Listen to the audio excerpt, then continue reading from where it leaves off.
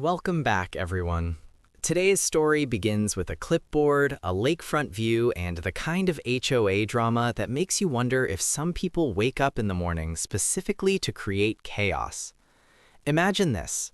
Minutes before your wedding ceremony, the one day you've poured your heart into, someone decides to call 911 because you didn't fill out their approval form. Except it's your land, not theirs. And when you drop those 5 beautiful words, "This is my private property," the meltdown begins. So grab a drink because this one is delicious.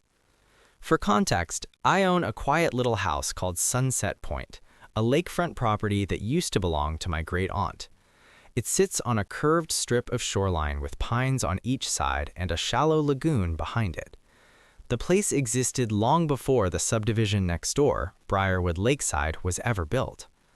When the developer carved out Briarwood 20 years ago, they wrapped their lots around the back of Sunset Point like ribbon around a gift.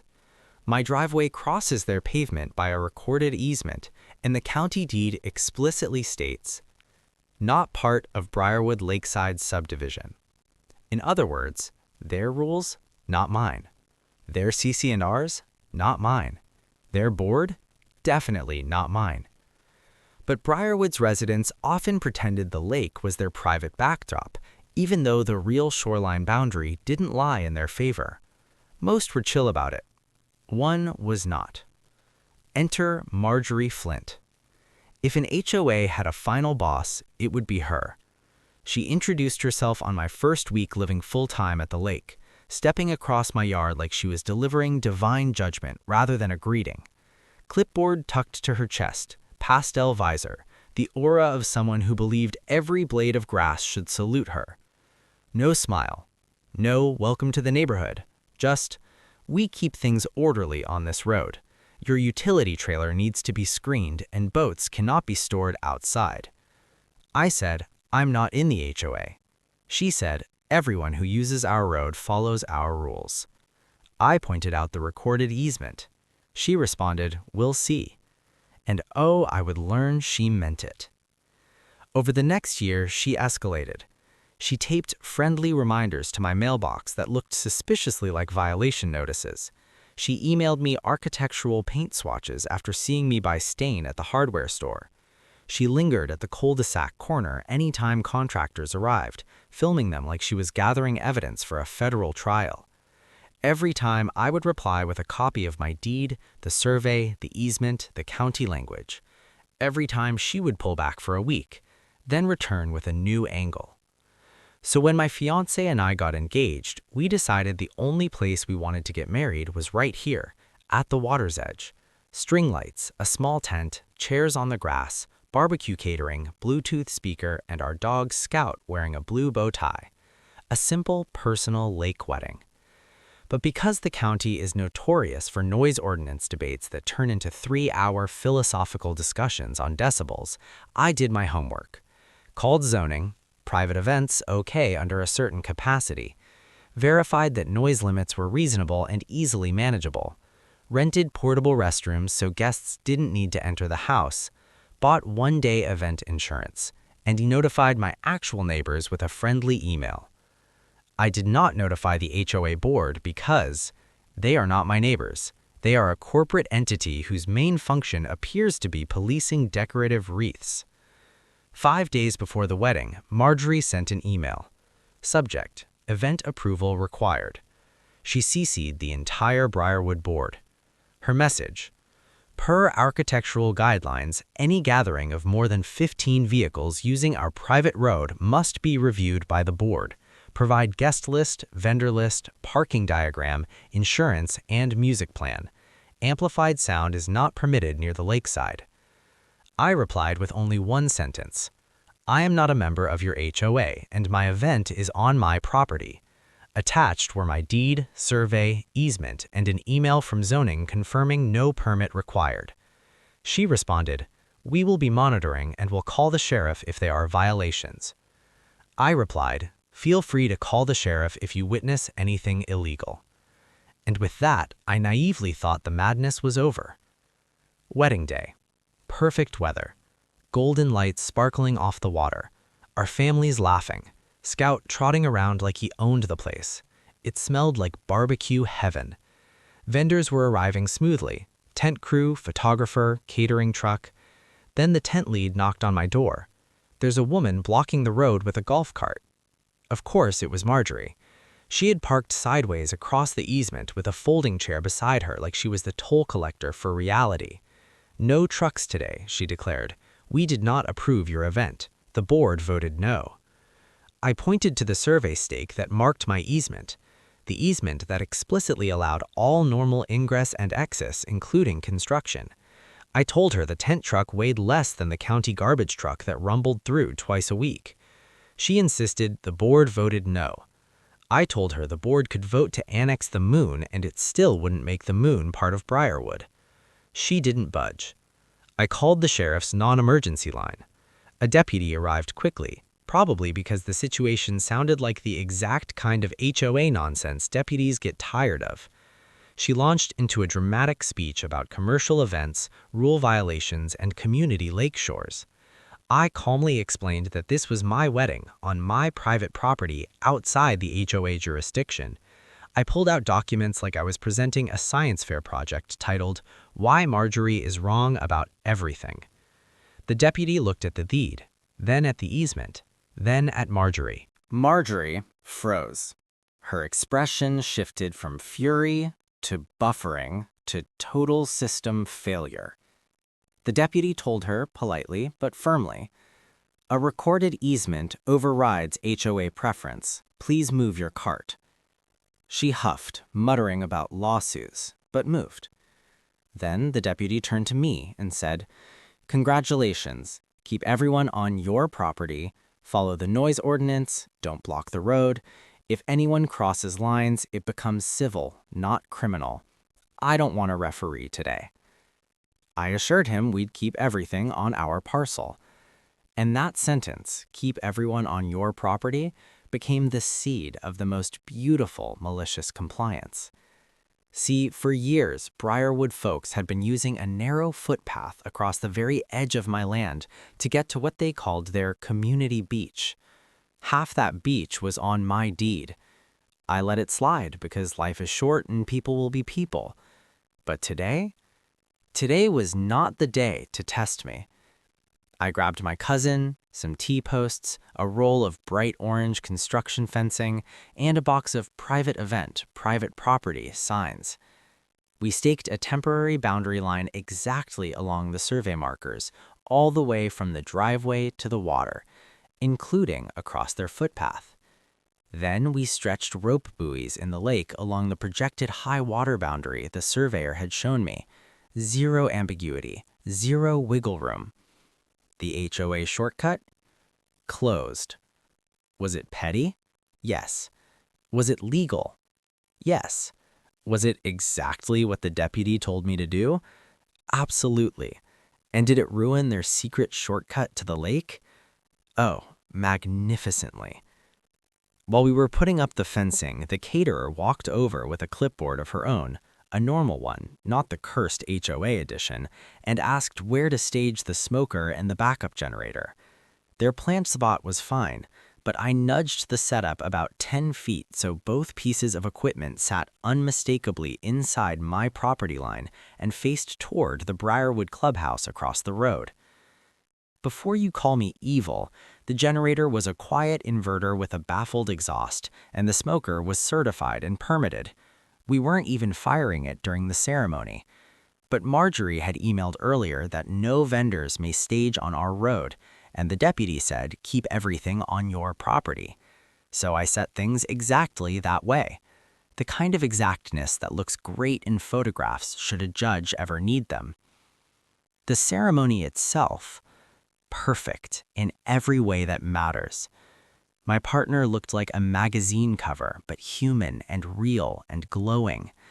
I teared up. They teared up. Scout shook lake water all over my pant leg at the worst possible moment, but honestly, it was kind of adorable. The breeze was soft, the music clear but gentle. The barbecue tasted like home.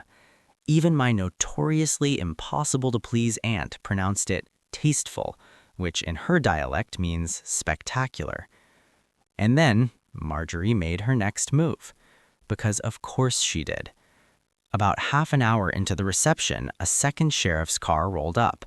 Lights only, no siren, which around here is deputy code for someone complained, let's see if this is stupid. He walked into the yard, took in the scene, looked at the fence, the rope buoys, the speaker pointed toward my house, and said, "Who's the property owner?" I raised my hand. Behind him, I could see Marjorie standing at the cul-de-sac like a stage mom coaching a toddler in a beauty pageant. She had a printout of the CC&Rs, and I swear a decibel meter app open on her phone. The deputy said, "We got a complaint about amplified music on HOA common areas and possible trespass." I gestured to the fencing. I gestured to the speaker. I showed him the county email. Then I delivered my favorite line of the day. "We placed physical barriers so our guests won't accidentally step foot on their common areas. The music is under the ordinance limit. And earlier today, a deputy told me to keep everyone on my property, which is exactly what you're seeing." He asked if he could walk the line. We walked it together.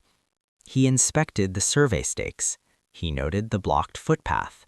He saw Briarwood residents gathering in a confused cluster at their half-beach, half-mine area, staring at my fencing like someone had removed the final stair of a staircase they'd walked 1,000 times. He also noticed the HOA's dock pilings jutting into the lake in alignment that did not match their riparian boundary. The deputy turned to me and said, "Looks like you did your homework."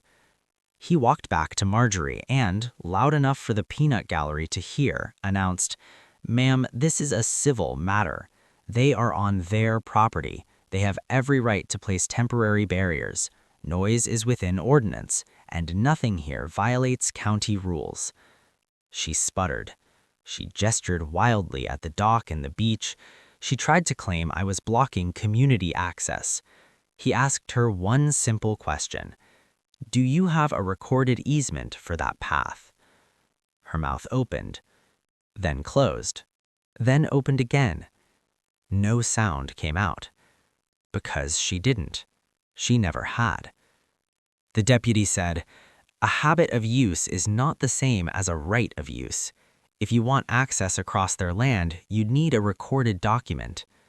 He returned to me and added, "Keep everything inside the fence, keep the road clear, and enjoy your evening."